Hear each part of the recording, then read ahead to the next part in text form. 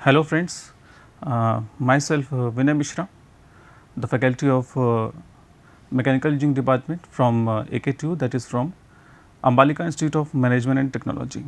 Today we are going to have a discussion on thermodynamics, the subject of BTech second year, that is KME 301. So today we are going to have a discussion basically on the first law of thermodynamics. तो अगर हम लोग बात करें first law of thermodynamics की, तो ये basically based है द लॉ ऑफ कंजर्वेशन पे, the law of energy conservation. That means energy can neither be created nor be destroyed, it can only be transformed from one form to another form. यहाँ पर देख सकते हैं energy can neither be created nor be destroyed, it can only be transformed from one form to another form. इसका मतलब energy को ना ही create किया जा सकता है, ना ही जनरेट किया जा सकता है और ना ही डिस्ट्रॉय किया जा सकता है. इसको सिर्फ एक फॉर्म से दूसरे फॉर्म में कन्वर्ट किया जा सकता है. यही एक लॉ ऑफ एनर्जी कंजर्वेशन. तो इसी पे हम लोग थोड़ा सा डिस्कशन करेंगे. हम लोग देखेंगे कि first law of thermodynamics basically होता क्या है, किस तरीके से हम लोग अप्लाई करते हैं. तो जैसा कि हम लोगों ने देखा एनर्जी लॉ ऑफ कंजर्वेशन पे, इस यूनिवर्स में जितनी भी बॉडीज़ हैं, जितनी भी यूनिवर्स में चीज़ें आप लोग देखते हैं, ऐसा ज़रूरी नहीं है कि ये जो फर्स्ट लॉ ऑफ थर्मोडायनेमिक्स है ये सिर्फ मैकेनिकल पे ही लागू हो या थर्मोडायनेमिक्स पे ही लागू हो, ऐसा नहीं है. यूनिवर्स में जितनी भी चीज़ें आप लोग देख रहे हैं, जितनी भी चीज़ें आपके इंटरेक्शन में हैं और जितनी भी एग्जिस्टेंस है बॉडीज़ की पूरी यूनिवर्स में, उन सब पे ये जो नियम है वो लागू होता है, फर्स्ट लॉ ऑफ थर्मोडायनेमिक्स. अगर हम लोग एग्जांपल लें फ़ैन के लिए, अगर आप लोगों ने फ़ैन देखा होगा, फ़ैन चलता है तो बेसिकली फ़ैन बिना इलेक्ट्रिसिटी के कभी नहीं चल सकता. थोड़ा सा एग्जांपल में हम लोग समझें कि फ़ैन जो रोटेट कर रहा है वो इस तरीके से रोटेट कर रहा है कि उसमें हम किसी तरीके से एनर्जी इनपुट हम दे रहे हैं. कैसे? स्विच को ऑन कर रहे हैं, इलेक्ट्रिसिटी जा रही है, पोटेंशियल डिफरेंस है, इस तरीके से वो फ़ैन रोटेट कर रहा है हमारा. लेकिन ऐसा कभी नहीं हो सकता कि बिना इलेक्ट्रिसिटी के फ़ैन रोटेट करें. होता क्या है, अगर आप लोग कहेंगे कि भाई फ़ैन जो मूव कर रहा है उसके लिए इलेक्ट्रिसिटी की ज़रूरत है, बिल्कुल ज़रूरत है. वो कहाँ से आती है? पावर स्टेशन से आती है. तो क्या पावर स्टेशन एनर्जी जनरेट करता है? ऐसा बहुत से लोग सोचते हैं कि पावर स्टेशन एनर्जी जनरेट करता है. तो ऐसा बिल्कुल नहीं.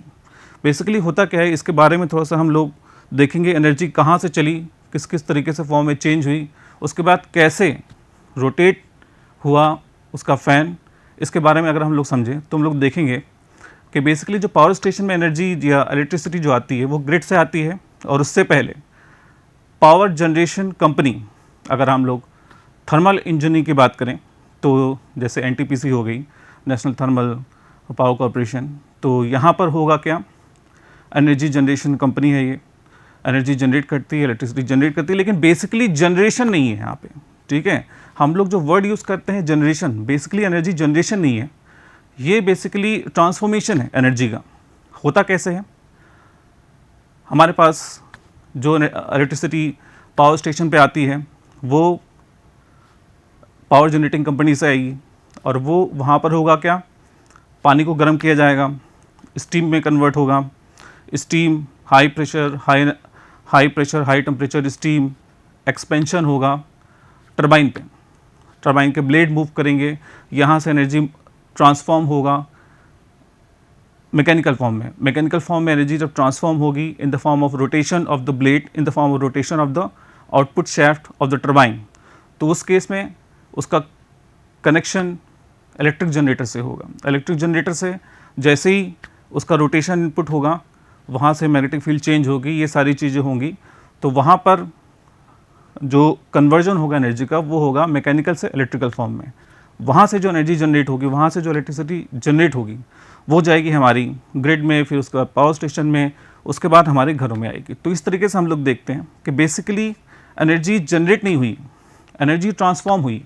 ठीक है, अब जो पानी को हम लोगों ने गर्म किया था वो कहाँ से आया था?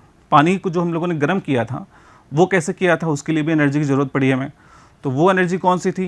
वो एनर्जी बेसिकली थी हमारे पास कोल एनर्जी.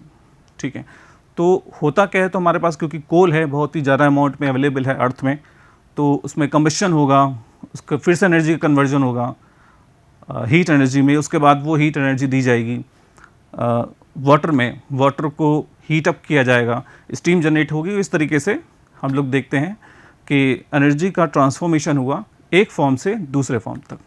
तो इस तरीके से हम लोगों ने एक एग्जांपल दिया फ़ैन का, हम लोग और भी एग्जांपल दे सकते हैं, जैसे यहाँ पे बाइक या कार का एग्जांपल अगर हम लोग दे दें, तो बाइक या कार बिना पेट्रोल के, बिना डीजल के कभी मूव नहीं कर सकती। इसका मतलब बाइक को स्टार्ट करने के लिए या कार को स्टार्ट करने के लिए हमें किसी भी फॉर्म की एनर्जी की ज़रूरत पड़ेगी, और वो एनर्जी क्या होगी? Chemical energy of the fuel. होगा क्या? पेट्रोल, बिना पेट्रोल के बाइक या कार कभी स्टार्ट नहीं हो सकती, कभी मूव नहीं कर सकती है। जैसे ही पेट्रोल बर्न करेगा, केमिकल एनर्जी चेंज होगी हीट एनर्जी में, हीट एनर्जी चेंज होगी, फिर से एक्सपेंशन होगा, पिस्टन को मूव कराएगा, मैकेनिकल में चेंज होगा, फिर से उसके बाद रोटेशन आएगा व्हील का। तो इस तरीके से हम लोग देखते हैं कि एक फॉर्म ऑफ एनर्जी चेंज होगी दूसरे फॉर्म ऑफ एनर्जी में, और ये प्रोसेस चलता रहेगा। इस तरीके से हमें जो भी हमें जिस तरीके से पावर आउटपुट मिलना है रोटेशन के फॉर्म में, इलेक्ट्रिसिटी के फॉर्म में या किसी भी फॉर्म में, तो वो हमें लगातार मिलता रहेगा। तो इस तरीके से हम लोगों ने देखा कि energy neither be created nor be destroyed, it can only be transformed from one form to another form। अब हम लोग देखते हैं कि first law of thermodynamics basically दो तरीके से हम लोग इसको देख सकते हैं। पहला है साइकिल के लिए, दूसरा है प्रोसेस के लिए। फर्स्ट लॉ ऑफ थर्मोडायनेमिक्स को समझने के लिए थोड़ा सा हम लोग को कुछ पॉइंट्स हम लोग को देख के चलना है, कुछ पॉइंट्स को समझना है कि वो होते क्या हैं, क्योंकि अगर हम लोग नहीं समझ पाए तो थोड़ा सा डिफ़िकल्टीज़ होगी फर्स्ट लॉ ऑफ थर्मोडायनेमिक्स को समझने के लिए। ठीक है, हमें समझना क्या है? प्रोसेस समझना है, थर्मोडायनेमिक्स क्या होती है, थर्मोडायनेमिक्स साइकिल क्या होती है, इसके बारे में समझना है, और इंटरनल एनर्जी के बारे में समझना है। तो थर्मोडायनेमिक्स अगर प्रोसेस की अगर हम लोग बात करें, so this is basically the manner in which a state of a system can change from one initial state to another state we can say. इसका मतलब जिस फॉर्म में, जिस मैनर में किसी भी सिस्टम का स्टेट चेंज होगा। अगर हम स्टेट की बात करें तो स्टेट क्या होता है? टेम्परेचर हो गया, प्रेशर हो गया, वॉल्यूम हो गया, ये सारी प्रॉपर्टीज़ हमारी अगर चेंज हो रही हैं एक पॉइंट से दूसरे पॉइंट तक, तो वो पाथ या मैनर को हम लोग कहेंगे दिस इज थर्मोडायनेमिक प्रोसेस। अगर यहाँ पर हम लोग देखें, ये एक एग्जाम्पल ले रखा है, ये भी एक वेसल है, एक गैस इसमें कह सकते हैं। अगर मान लीजिए गैस हम लोग एग्जाम्पल लेके चल रहे हैं समझने के लिए, तो गैसेस हैं, गैस के मॉलिक्यूल्स हैं। इसका इनिशियल प्रॉपर्टीज़ या इनिशियल स्टेट प्रेशर P1 है, वॉल्यूम V1 है, टेम्परेचर T1 है। ठीक है, हम लोगों ने हीट दिया, मान लीजिए हम लोगों ने सर्टेन अमाउंट ऑफ हीट इसको दिया, इस वेसल को। होगा क्या? जैसे ही हम हीट देंगे, ठीक है, इसका प्रेशर चेंज हो सकता है, वॉल्यूम चेंज हो सकता है, टेम्परेचर चेंज हो सकता है। मान लीजिए पहले प्रेशर कुछ और था, बाद में प्रेशर हो गया final state P2, volume V2 और टेम्परेचर T2। इस तरीके से जो चेंज हुआ 1 से लेकर के 2 तक, जिस मैनर में ये चेंज हुआ, अगर इसको हम ड्रॉ करें प्रेशर एंड वॉल्यूम डायग्राम में, अगर पीवी डायग्राम में इसको हम ड्रॉ करें तो हम लोग देखेंगे 1 पॉइंट पे प्रेशर कुछ था, वॉल्यूम कुछ था, हीट दिया हमने, हीट होने की वजह से टेम्परेचर उसका राइज किया और वॉल्यूम इसका राइज किया, प्रेशर में चेंज हुआ। तो होगा क्या? इसका स्टेट चेंज होगा कुछ यहाँ से लेकर के यहाँ तक, या यहाँ से यहाँ तक आ सकता है, यहाँ से ऐसे आ सकता है, वो डिपेंड करेगा प्रोसेस आपका कौन सा है। तो ये जो पाथ है, ये जो चेंज ऑफ स्टेट है, तो अगर 2' बोल दें या 2 बोल दें या 3 से 4 हम बोल दें, तो ये जो मैनर है, जिस तरीके से प्रॉपर्टीज चेंज हुई, इसको हम कहेंगे दिस इज थर्मोडायनेमिक प्रोसेस। ये प्रोसेस अलग अलग तरीके से हो सकता है। अगर वॉल्यूम कांस्टेंट है तो उसे हम आइसोकोरिक प्रोसेस कहेंगे, अगर प्रेशर कांस्टेंट है तो उसे हम आइसोबेरिक प्रोसेस कहेंगे, अगर हीट इंटरेक्शन नहीं हो रहा है, डेल्टा क्यू की वैल्यू अगर 0 है तो उसे आइसेंट्रोपिक प्रोसेस कहेंगे। तो ये अलग अलग तरीके से प्रोसेस हमारे हो सकते हैं। अब देखते हैं cycle. What is cycle? Cycle की अगर हम लोग बात करें, the thermodynamic cycle is basically a series of thermodynamic process. ये एक सीरीज है थर्मोडायनेमिक प्रोसेसेस की, जिसमें सिस्टम इस तरीके से चेंज होता है कि उसकी इनिशियल स्टेट रिटर्न हो करके चेंजेस अगर हो रहे हैं, किसी प्रेशर चेंज हुआ, वॉल्यूम चेंज हुआ, टेम्परेचर चेंज हुआ, लेकिन एक रिटर्न हो करके इस तरीके से चेंज हो, उसमें अलग अलग प्रोसेस को अलग अलग प्रोसेस इस तरीके से चेंज हो कि वो अपनी पुरानी पोजीशन पे लौट आए। तो इस सीरीज ऑफ प्रोसेस को हम लोग कहेंगे साइकिल। होगा क्या? सेम एग्जांपल, वेसल है, गैसेस मॉलिक्यूल्स हैं, इसमें हम लोगों ने हीट दिया, हीट देने से क्या हुआ, certain amount of pressure, volume, temperature है कुछ इनिशियल कंडीशन में, बाद में हम लोगों ने हीट दिया, प्रेशर, वॉल्यूम, टेम्परेचर चेंज हो गया, ये एक प्रोसेस हो गया। अगर इसको हम ड्रॉ करें यहाँ पे, तो आप लोग देखेंगे कि एक्स वाई में, अगर एक्स वाई कोई भी पैरामीटर्स हो सकते हैं, प्रेशर हो सकता है, वॉल्यूम हो सकता है, टेम्परेचर हो सकता है, अगर उसको हम लेकर के ड्रॉ करें तो हम देखेंगे ये मान लीजिए कोई एक प्रोसेस इस तरीके से हुआ कि इसकी लाइन इस तरीके से ऐसे ड्रॉ होगी 1 से 2, ठीक। अब हमने हीट दिया था तो 2 स्टेट आ गई, सपोज करिए हीट हमने निकाल ली है, ठीक है। होगा क्या, प्रेशर जो बढ़ा हुआ था फिर से घटेगा, या जो भी चेंज हुआ होगा पहले वो घटता चला जाएगा, या उस तरीके से चेंज होगा जिस तरीके से होना चाहिए, वॉल्यूम चेंज होगा, टेम्परेचर चेंज होगा। अगर ये फिर से अपनी पोजीशन पे आ जाए लौट के, तो ये दोनों प्रोसेस के सीरीज को 1 से 2, 2 से 3, इसको हम कहेंगे दिस इज थर्मोडायनेमिक साइकिल, ठीक। अगर इस तरीके से यहाँ पे देखें तो पहले तो 1 से 2 चेंज हुआ था, फिर 2 से 1 लौट आया, इनिशियल और फाइनल स्टेट हमारी 1 है। यहाँ पर देखेंगे तो ये जो सीरीज ऑफ प्रोसेस है ये हम कहेंगे this is cycle. Properties depend only on thermodynamic state and thus do not change over a cycle. अगर हम लोग स्केल पूरी साइकिल की अगर हम लोग बात करें तो प्रॉपर्टीज जो होंगी, प्रेशर, वॉल्यूम, टेम्परेचर, वो डिपेंड करेंगी स्टेट पे। अगर 1 से आगे बढ़ करके हम लोग 1 पे आ गए तो इसका मतलब 1 से 1 तक आ गए, चेंजेस कुछ नहीं हुआ। अगर 1 से 2 अगर देखेंगे तो चेंज होगा, लेकिन 1 से 1 अगर देखेंगे, अगर पूरी साइकिल की अगर हम लोग बात करें तो चेंजेस नहीं होंगे, चेंजेस नेग्लिजिबल होंगे, ठीक है। तो इसका मतलब ये हुआ कि 1 से 1 तक के लिए पूरी कंप्लीट साइकिल के लिए दो प्रॉपर्टीज जो चेंज होंगी that is equal to 0, change of property is equal to 0। अब हम लोग बात करते हैं इंटरनल एनर्जी की।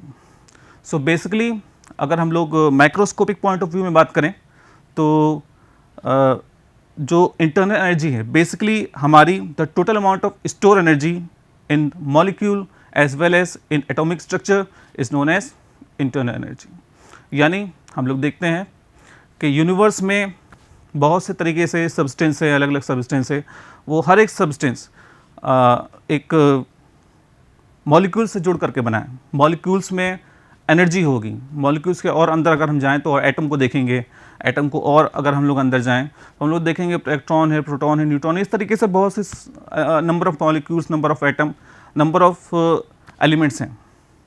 उनकी जो टोटल अमाउंट ऑफ एनर्जी होगी, total amount of store energy, उसको हम कहेंगे this is the internal energy of a system. यहाँ पे देखते हैं,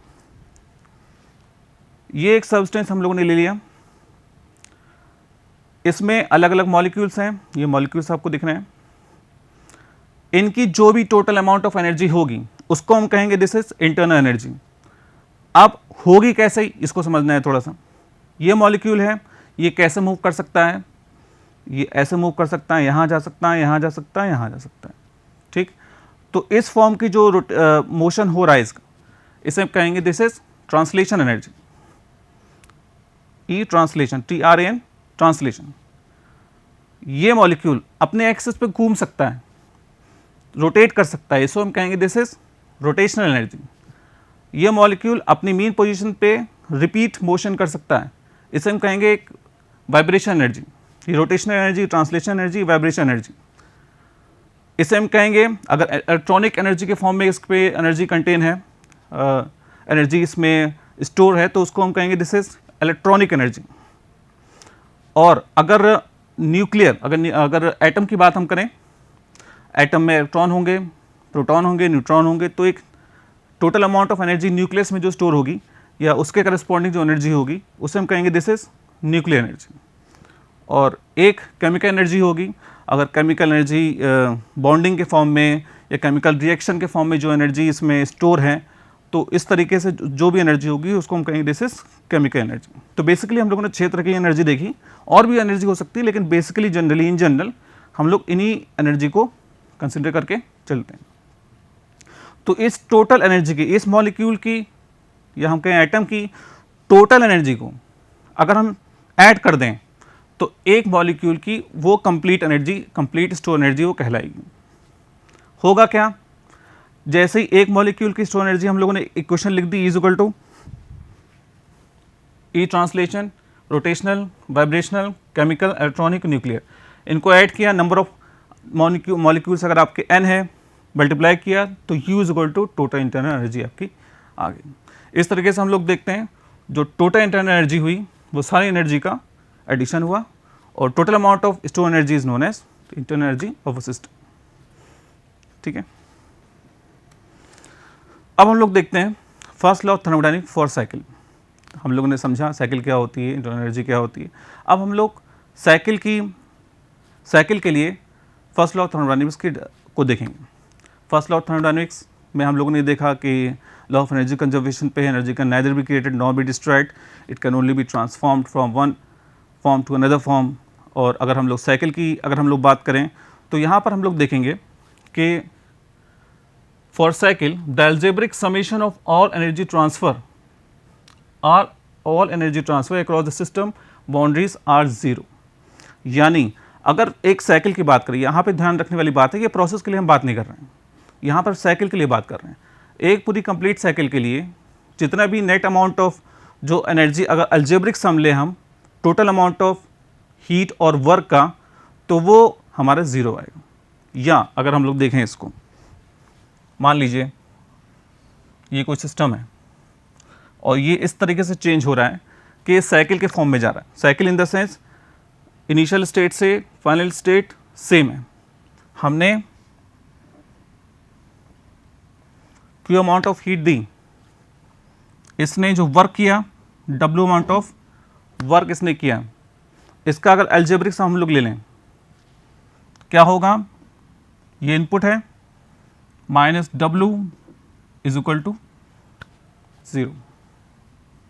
ये बेसिकली हम लोग बात करेंगे कब, साइकिल के बारे में। ये बात ध्यान रखने वाली है। ठीक है, तो for a cyclic process the net algebraic sum of all the energies is equal to 0। अगर हम लोग इसके फॉर्म में बात करें डेल्टा क्यू साइक्लिक प्रोसेस के लिए, या इसको अगर इक्वल बराबर कर दे तो वो भी बात वही हो जाएगी। For cyclic process net heat transfer is equal to net work transfer. अगर हम लोग जूल एक्सपेरिमेंट को समझें तो यहाँ पर देखेंगे हम लोग एक्सपेरिमेंट किया गया। ये एक फ्लूइड है, वाटर मान लीजिए, इसका टेम्परेचर कुछ है, उसको मेज़र करने के लिए थर्मामीटर लगाया गया, इंसुलेशन दिया गया है कि किसी भी तरीके का हीट लॉस यहाँ से ना हो पाए। ये पुली है, यहाँ से वेट को हैंग किया गया है, m मास है उसका। अगर ये z जो है ये डिस्टेंस ट्रेवल्ड बाय द मास जितनी डिस्टेंस ट्रेवल कर रहा है वो है आपका z। ये पुली के थ्रू यहाँ से पैडल से कनेक्ट किया गया है, जिसका कनेक्शन यहाँ पे इस तरीके से पूरा इंसुलेटेड है। ये थर्मामीटर लगा हुआ है और अंदर फ्लूइड भरा हुआ। सबसे पहले होगा क्या, मास को एक्सपेरिमेंट में क्या किया गया, मास को यहाँ से यहाँ मूव किया गया। Distance travelled by the mass is equal to z, मान लीजिए z है, मास m है। अगर हम वर्क निकाले इस पर क्या होगा, तो होगा कि m को g से मल्टीप्लाई करेंगे, वेट आ जाएगा, उसको अगर z से मल्टीप्लाई करेंगे तो वो हमारी टोटल वर्क डन आ जाएगा। ठीक है, ये वर्क ट्रांसमिट होगा इस पुली से इसमें। होगा क्या, जैसे ये स्ट्रिंग मूव करेगा तो ये जो रोटेटिंग पैडल है वो हमारा रोटेट करेगा। अगर ये रोटेट करेगा तो होगा क्या, वर्क एनर्जी का ट्रांसफ़र होगा यहाँ से यहाँ को। एनर्जी के ट्रांसफ़र होने से इसका टेम्परेचर बढ़ जाएगा। इनिशियल टेम्परेचर कुछ था, फाइनल टेम्परेचर कुछ, जब एनर्जी ट्रांसफ़र हुई तो कुछ हो गया, T1 से T2 हो गया, वो टेम्परेचर मेज़र कर लिया गया। अब हम देखेंगे साइकिल कैसे कंप्लीट हुई। हमने क्या किया, सेकंड पार्ट में इंसुलेशन हटा दिया, जो अमाउंट ऑफ हीट स्टोर हुई थी वो फिर से बाहर निकल गई, पहली वाली पोजीशन पे आ गई। तो इस तरीके से ये साइकिल कंप्लीट हुई। हम लोगों ने देखा कि टोटल अमाउंट ऑफ जो वर्क ट्रांसफ़र था mgz वो इक्वल हुआ mCp/dt के। यहाँ पर m जो है ये इसका मास है और जो m1 है वो मास ऑफ द फ्लूइड है, फ्लूइड का मास है। Cp specific heat at constant pressure, T2 - T1 change in temperature. इसकी वैल्यू लगभग अप्रॉक्सीमेट या लगभग बराबर ही आई इसके। तो हम लोगों ने कहा for cyclic process net heat transfer और net work transfer is equal to net heat transfer. इस तरीके से हम लोग देखते हैं साइक्लिक प्रोसेस के लिए net heat transfer is equal to net work transfer. अगर हम लोग बात करें प्रोसेस की, अगर हम लोग बात करें प्रोसेस की कि first law of thermodynamics process के लिए कैसे होता है, तो यहाँ पर हम लोग एक प्रोसेस का एग्जांपल लेंगे। वहाँ पे हम लोगों ने देखा साइकिल के लिए, यहाँ पर प्रोसेस की हम लोग बात करेंगे और प्रोसेस के बारे में हम लोगों ने समझ चुके हैं प्रोसेस होता क्या है। यहाँ पर क्या है, if Q is the amount of heat transfer to the system and W is the amount of work done from the system, then the net energy transfer Q minus W will be stored in the system. This stored energy is internal energy of system itself. इसका मतलब ये कोई system है, हमने Q amount of heat दिया, इसने W amount of work इसने किया, होगा क्या डिफरेंस। अगर इन दोनों का अलजेब्रिक सम हम लोग लें तो वो अलजेब्रिक सम होगा किसके, स्टोर एनर्जी के इस सिस्टम में। जो स्टोर एनर्जी हम लोग कहलाएगी this is internal energy of system. तो इस तरीके से हम लोग देखेंगे कि Q और W का algebraic sum Q minus W is equal to delta U, is equal to delta U। Delta Q change in internal energy, ये हमारी स्टोर एनर्जी थी, जो बराबर होगी algebraic sum of all heat and work transfer Q minus W। इसी तरीके से अगर Q1 है, Q2 है, Q3 है हम लोग दे रहे हैं तो वो Q1 प्लस Q2 Q3 हो जाएगा। अगर दो तरह से अगर वर्क डन हमको मिल रहा है, निकल रहा है, तो W1 माइनस W2 हो जाएगा, W1 प्लस W2 ब्रैकेट में बाहर माइनस। ठीक है, इस तरीके से हम लोग देखते हैं कि प्रोसेस के लिए डेल्टा U की वैल्यू Q माइनस W।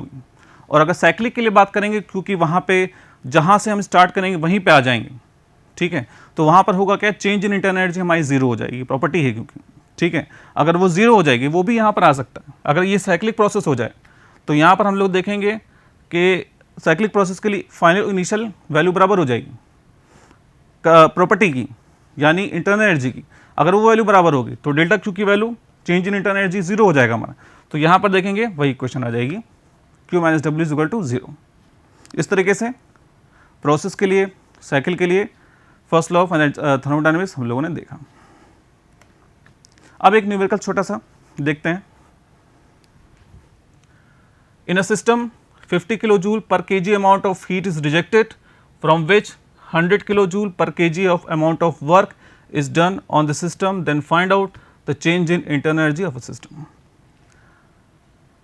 एक क्वेश्चन है, इसमें दे रखा है 50 kilo joule of amount of heat is rejected, यानी 50 kilo joule per kg amount of heat reject होती है किसी सिस्टम से, ठीक है। उसके बाद 100 kilo joule per kg amount of work is done on the system, system पर बाहर से 100 किलो जूल पर kg का वर्क डन होता है, ठीक है। Then find out the change in internal energy of system. Internal energy हम लोगों को देखना है कि कितनी चेंज हुई। देखते हैं, ये कोई सिस्टम है। पहली चीज तो यहां पर किसी भी तरीके की साइकिल के बारे में इंफॉर्मेशन नहीं दी गई, किसी भी तरीके की साइकिल के बारे में हमें नहीं बताया गया, यानी ये एक प्रोसेस है। और हम लोगों ने देखा प्रोसेस के लिए इंटरनल एनर्जी जनरली चेंज होती है, ठीक है। अब यहां पे देखते हैं क्वेश्चन क्या कह रहा है, 50 kilo joule per kg amount of heat is rejected.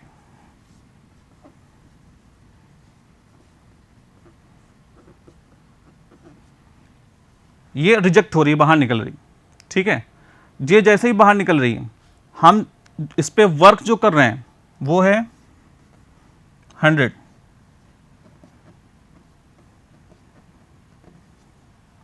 पर केजी के अकॉर्डिंग। तो इसमें जो नेट अमाउंट ऑफ स्टोर, मान लीजिए यू है, डेल्टा यू की बात करें तो नेट अमाउंट ऑफ जो इंटरनल एनर्जी स्टोर होगी वो होगी इन दोनों का अलजेब्रिक सम। 100 किलो जूल पर केजी इनपुट, 50 बाहर निकल गया, सिंपल। 100 माइनस 50, ये अगर इस इक्वेशन को लेके चले हम लोग, delta U Q minus W, तो क्यू की वैल्यू क्या होगी, rejected, 50 kilo joule of heat is rejected, यानी क्यू की वैल्यू माइनस में आएगी, माइनस क्यू की वैल्यू माइनस 50 रखेंगे हम लोग। डब्ल्यू की value, work is done on the system, अगर work is done on the system that means work done is negative, यहाँ पे माइनस 100 रखेंगे तो माइनस माइनस हो जाएगा plus, 100 minus 50 is equal to 50 kilo joule. इस तरीके से हम लोग देखते हैं कि इस सिस्टम के लिए 50 किलो जूल पर केजी अमाउंट ऑफ जो इंटरनल एनर्जी है वो चेंज हुई या इंक्रीज हुई, ठीक है। एक और एग्जांपल देखते हैं, ये एक फिगर दिया हुआ है, पीवी डायग्राम दे रखा है, pressure 8 newton per metre square, 6 newton per metre square, यहाँ पर 4 metre cube, 6 metre cube, pressure और वॉल्यूम अलग अलग पोजीशन पे दे रखे हैं। पहला प्रोसेस है, दूसरा प्रोसेस, तीसरा प्रोसेस, चौथा प्रोसेस। क्या कह रहा है, for a given figure if heat added 20 joule for a process 1-2 then find out, ये सारी वैल्यूज निकालनी। 1 से 2 प्रोसेस के लिए हीट दे रखी है हमारी, 1 से 2 प्रोसेस के लिए द हीट इज एडेड, यहाँ पर हीट एडिशन हो रहा है, ठीक है, कितनी 20 जूल। निकालना क्या है, W 1 2 3 4, यानी 1 2 3 4, 1 2 3 4 एक तरीके से देखा जाए यहाँ से लेकर के यहाँ तक, अगर हम साइक्लिक प्रोसेस की अगर हम लोग बात करें 1 2 3 4 1 की अगर हम बात करें, अगर वर्क डन हमें निकालना है इस पूरी साइकिल का, अगर वो हमको निकालना पड़े तो कैसे निकालेंगे, 1 से 2 प्रोसेस, 2 से 3, 3 से 4, 4 से 1, या तो हम लोग अलग अलग प्रोसेस का निकाल लें, सबको ऐड कर दें, या फिर यहाँ पे सिर्फ हम लोग इसका एरिया निकाल लें। अगर साइक्लिक प्रोसेस का हमें वर्क डन निकालना है तो वो होगा पीडीवी, यानी pressure into change in volume, या area is equal to area 1 2 3 4 triangle rectangle का। अगर हम लोग एरिया निकालेंगे तो देखेंगे 8 minus 6 into 2 is equal to आ जाएगा 2, 6 minus 2, 6 minus 4 is equal to आ जाएगा 2, यानी this distance into this distance आपकी वैल्यू निकल आएगी W 1 2 3 4 की। अगर W 1 2 की अगर हम लोग बात करें इसी तरीके से एरिया हम लोग निकाल लेंगे, ये वाला एरिया, ये डिस्टेंस 8 है, ये 2 है, दोनों मल्टीप्लाई करेंगे वैल्यू निकल आएगी। Q12 की वैल्यू दे रखी है, Q12 की वैल्यू 20 जूल दे रखी है। अब हम लोग को निकालना है, अगर U12 की वैल्यू निकालेंगे तो Q12 माइनस W12, Q12 पता है, W12 यहाँ से निकाल लेंगे, यहाँ वैल्यू रख देंगे, और W 1 2 3 4 साइक्लिक प्रोसेस की अगर हम लोग बात करें, internal energy for cyclic process, तो वहाँ पर हम लोग देखेंगे, हम लोगों ने बात किया इससे पहले कि साइक्लिक प्रोसेस के लिए internal energy, change in internal energy 0 के बराबर होगी, तो यहाँ पर इसकी वैल्यू हो जाएगी 0, ठीक है। तो ये बेसिकली हम लोग साइकिल 1 2 3 4 का मतलब एक साइक्लिक प्रोसेस की हम लोग बात कर रहे हैं यहाँ पे, ठीक है। तो इस तरीके से हम लोग देखते हैं कि चेंज इन इंटरनल एनर्जी क्या होती है, first law of thermodynamics cycle के लिए क्या होता है, प्रोसेस के लिए क्या होता है, और इंटरनल एनर्जी किस तरीके से चेंज होती है, साइक्लिक प्रोसेस के लिए इंटरनल एनर्जी कितनी होती है, यहाँ पर हम लोगों ने देखा। तो आई होप ये लेक्चर यूज़फुल होगा। अब आगे के लेक्चर्स को हम लोग आगे प्रोसीड करेंगे। नमस्कार।